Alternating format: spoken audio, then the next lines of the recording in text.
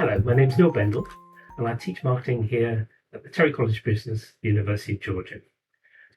Many of our students want to sort of do financially well by doing good for the world, and we want to show that that's possible. And brands can have a vital part of this. So one of the things that brands, can gain from doing doing good for the world, is that it gives consumers a reason to buy. Most consumers want to buy from a company that's making the world a better place. And so this can be commercially successful, as well as the positive impact it has on the world.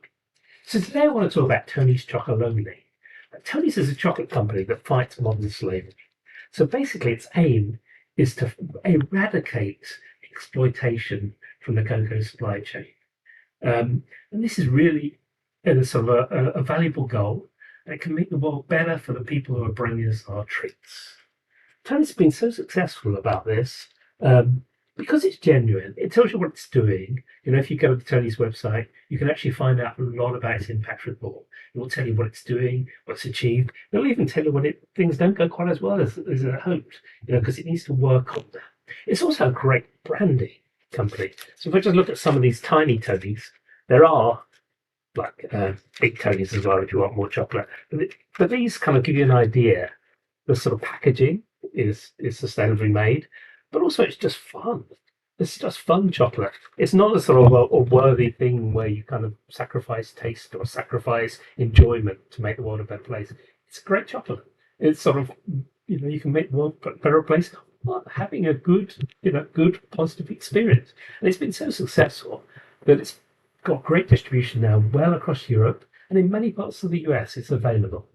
It's also worth saying that they've opened their supply chain to other partners. They call this Tony's Open Chain, which allows the companies to sort of make sure that they are holding to the same high standards as Tony's.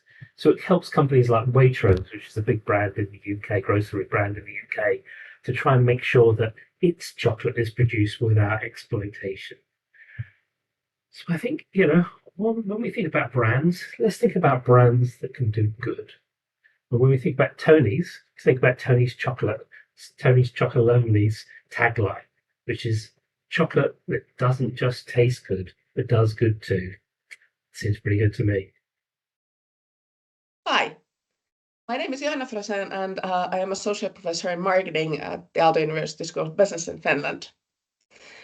I wanted to talk to you today about the rise of secondhand retailing of contemporary high fashion in Finland, which I think is a particularly interesting phenomenon from the perspective of new business models promoting more sustainable consumption practices.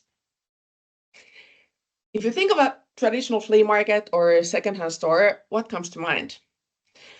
Often, these outlets are associated with somewhat chaotic displays of goods with varied quality, sometimes shady vendors, and a clientele with mostly limited financial resources, often driven by a strong ideology. Not necessarily something to excite masses.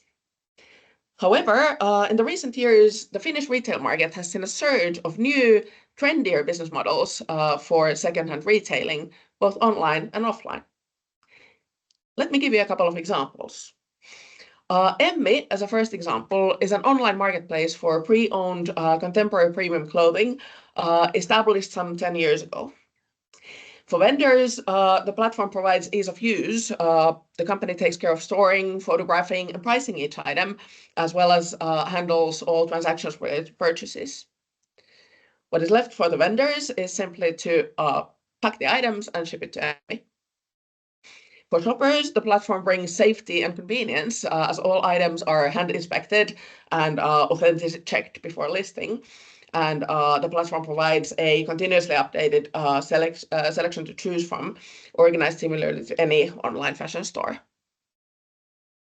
As a second example, Relove cafeteria chain is another service brand exemplifying the new rise of trendy secondhand shopping, only this time in a brick-and-mortar setting. Relove is a chain of high-end cafeterias combined with stores for secondhand clothing and accessories, with currently 6 stores, all located in central areas of the cities of Helsinki and Tampere, as well as at the Helsinki-Vantaa International Airport.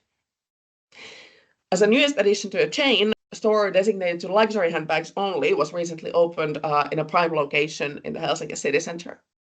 These brands serve as mere examples of the newly rising secondhand market.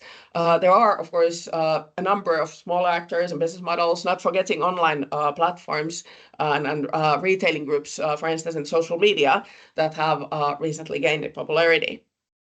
This all has rendered secondhand shopping more presentable, as well as helped dilute the previous stigma related to acquiring pre-owned clothing and accessories. From my perspective, what makes this trend particularly interesting is its origin in marketing. This new rise of secondhand shopping was essentially initiated by a handful of marketers developing new business models to better cater for previously underserved segments and to thereby attract a broader target group to engage in sustainable consumption, both in terms of buying and selling. Hello, everyone. I'm Frank Findley, Executive Director of the Marketing Accountability Standards Board. As part of our World Brain Day celebration, I am excited to spotlight a company that exemplifies how sustainability can be seamlessly integrated into a brand's identity and business model. ThredUp. The fashion industry faces a significant sustainability challenge. Each year, approximately 92 million tons of textile waste are produced globally, with a substantial portion ending up in landfills. In the United States alone, 11 million tons of textile waste are discarded annually, accounting for about 85% of all textiles. This waste not only occupies landfill space, but also contributes to environmental degradation. Amidst these challenges, the secondhand apparel market has emerged as a beacon of hope. In 2024, the global secondhand fashion market was valued at approximately $190 billion and is projected to reach over $521 billion by 2034, growing at a compound annual growth rate of 10.7%. In the U.S., the secondhand apparel market grew 14% in 2024, outpacing the broader retail clothing market by 5 times. But for this trend to continue, better, more effective means of connecting sellers and buyers is needed. Enter ThredUp, an online resale platform that has revolutionized the way consumers buy and sell secondhand clothing. Founded with the mission to inspire the world to think secondhand first, ThredUp offers a convenient and user-friendly platform for buying and selling gently used apparel. Their innovative approach has not only made secondhand shopping more accessible, but also more appealing to a broader audience. ThredUp's business model has translated into an impressive financial performance.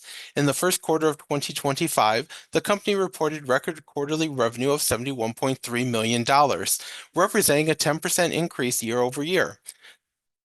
For the full year 2024, ThredUp achieved a record revenue of $260 million with a gross margin of 79.7%. These figures underscore the viability and profitability of sustainable business practices. Beyond financials, ThredUp's environmental impact is noteworthy. Since its inception, the company has extended the life cycle over 200 million garments, diverting them from landfills. ThredUp's success illustrates the powerful alignment between brand identity and sustainability. By positioning itself as a leader in the circular fashion economy, ThredUp has resonated with environmentally conscious, luxury-minded, and price-aware consumers, and set a benchmark for integrating sustainable practices into core business strategies.